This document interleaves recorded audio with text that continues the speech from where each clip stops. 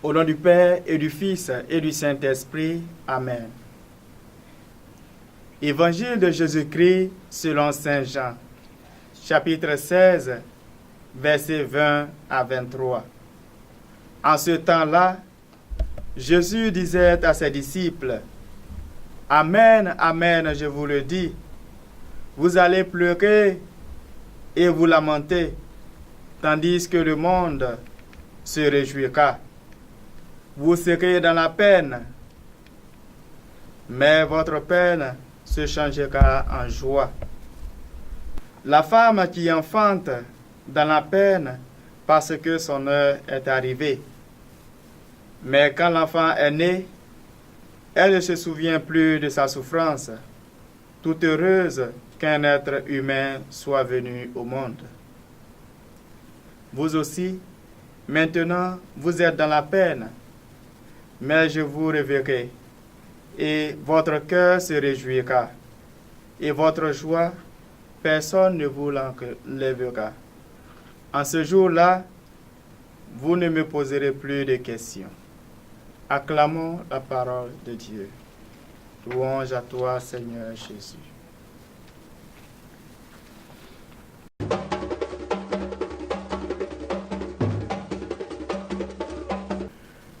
Le Christ, dans la page de l'évangile de ce jour, annonce implicitement sa souffrance et sa mort prochaine à ses disciples.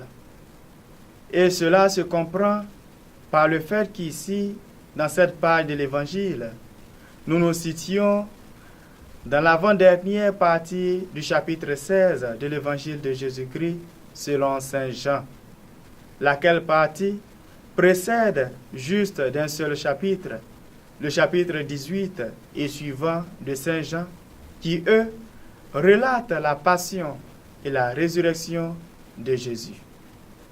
Mais ici, Jésus, dans cette annonce implicite de sa souffrance, de sa mort prochaine et de sa résurrection à ses disciples, semble donner un nouvel enseignement sur la question de l'existence du mal et partant sur la question de la souffrance humaine. En effet, il rapproche la tristesse que causera son départ, sa souffrance et sa mort à ses disciples aux deux états d'âme simultanés, à savoir la douleur et la joie qui animent une femme en travail. Jésus, dans l'usage de ce fait de vie réel, en faisant allusion à son mystère pascal, c'est-à-dire sa passion, sa mort, sa résurrection et sa glorieuse ascension dans le ciel, laisse entrevoir l'affliction qui s'abattra sur ses disciples au lendemain de son arrestation et crucifixion. Cependant, cette mélancolie des disciples du Christ ne perdurera pas. Plutôt, elle se transformera en joie le matin de la résurrection, le matin de Pâques. De ce qui précède, l'on pourrait comprendre l'enseignement de Jésus dans la page de l'évangile de ce jour de la manière suivante. Pour le Christ, les souffrances d'ici-bas ne sont pas des souffrances d'agonie, c'est-à-dire des souffrances qui aboutissent à la mort.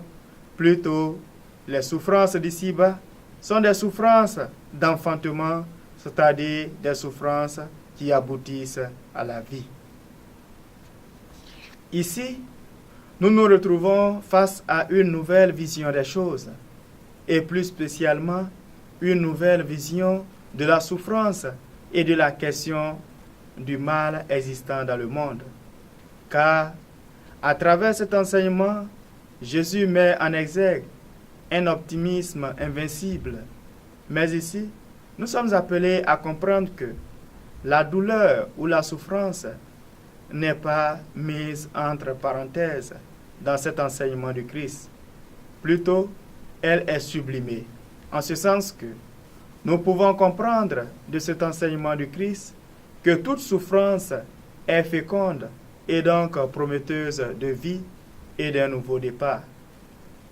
Dans notre monde aujourd'hui, où la proclamation de l'évangile de la prospérité est monnaie courante, dans certaines soi-disant églises. Dans notre monde actuel, où certaines dénominations chrétiennes vont jusqu'à prêcher à leurs fidèles, ne souffrez plus, il ne doit pas avoir de souffrance dans le monde.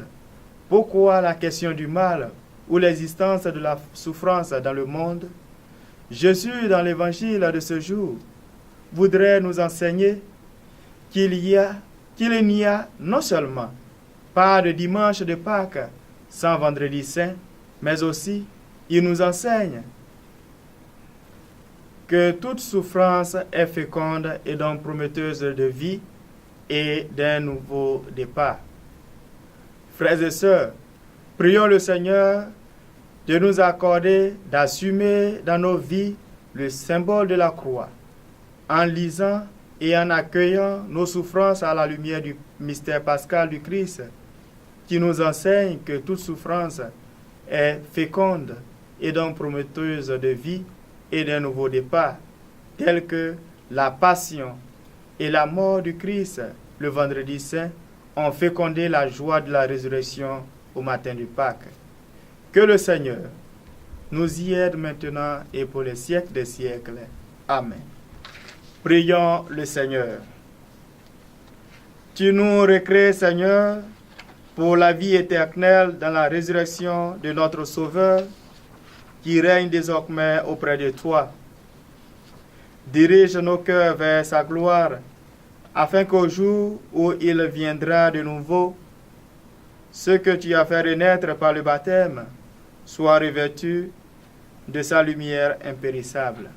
Par Jésus-Christ, ton Fils, notre Seigneur, notre Dieu, qui vit et règne avec toi dans l'unité du Saint-Esprit, maintenant et pour les siècles des siècles. Amen.